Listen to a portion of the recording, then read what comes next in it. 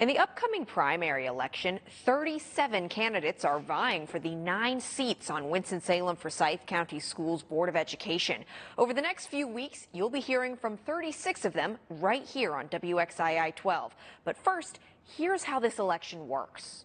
The 9 school board seats are split up into districts. There are 2 seats from District 1, 4 seats from District 2, and 3 at-large seats. District 1 covers most of the city of Winston-Salem, while District 2 is everywhere else in Forsyth County.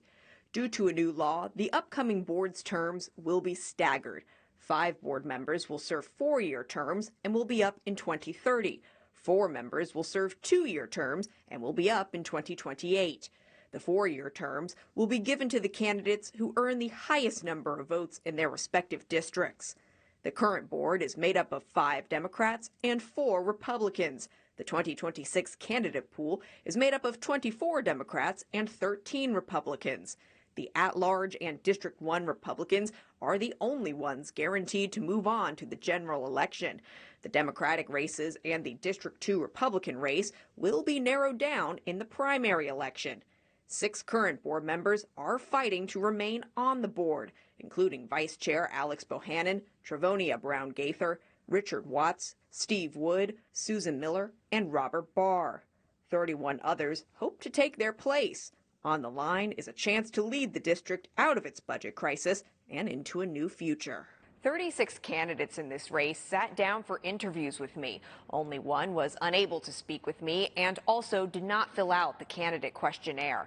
I asked the candidates about everything from the budget to school safety to the code of conduct. Starting tomorrow, you'll begin hearing from these candidates online and on air during our 5 p.m. newscast. The first topic, they're sharing their thoughts on the budget crisis and how to regain the community's trust. For now, in studio, I'm Kelly Kendall for WXII 12 News.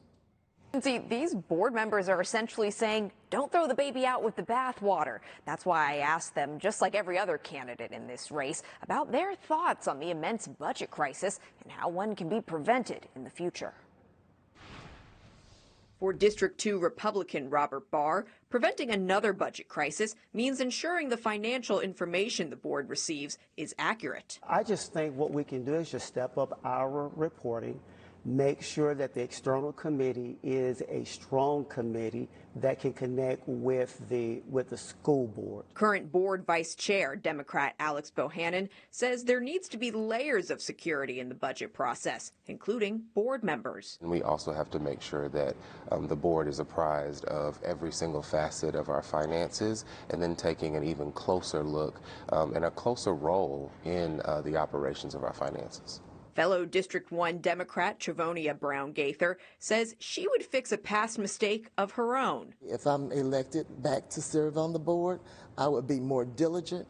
I would stay on staff. If I ask a question, I don't care if I ask 20 times, I'm going to get my answer.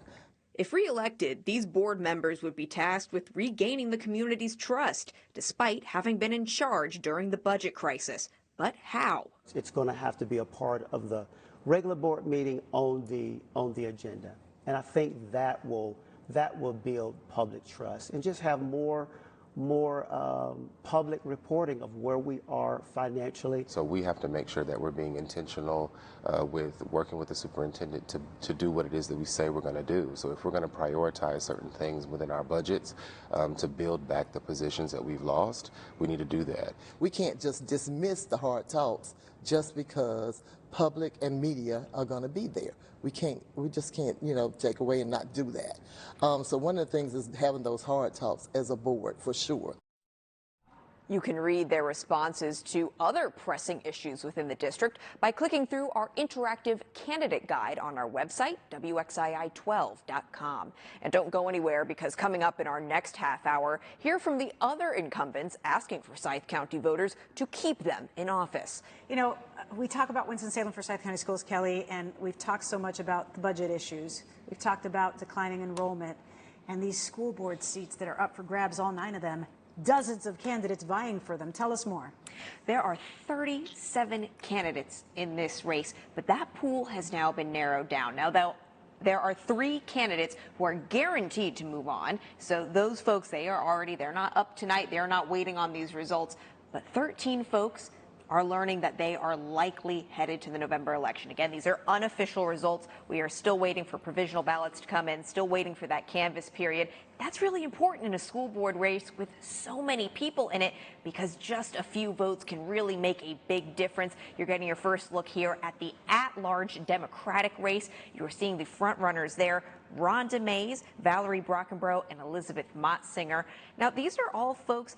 Rhonda Mays and Valerie Brockenbrough are both frequently at school board meetings. They are very, very involved in this community. And Elizabeth Mottsinger, she is a former school board member. Kelly, leading up to this election, you spoke to just about every single candidate, all but one who couldn't make it because of the snowstorm that weekend that we had those conditions. What's the key takeaway from all this for you in talking to all these people? I mean, you've heightened the importance of all of this for obvious reasons, but what are some of the key takeaways that you can tell us about tonight? Well, I think one thing I noticed was I was hearing similar messages from a lot of these candidates, whether it comes to restoring the district's finances, restoring the community's trust, making schools safer. So it's really, really difficult to distinguish yourself in this race. I think that is one key takeaway.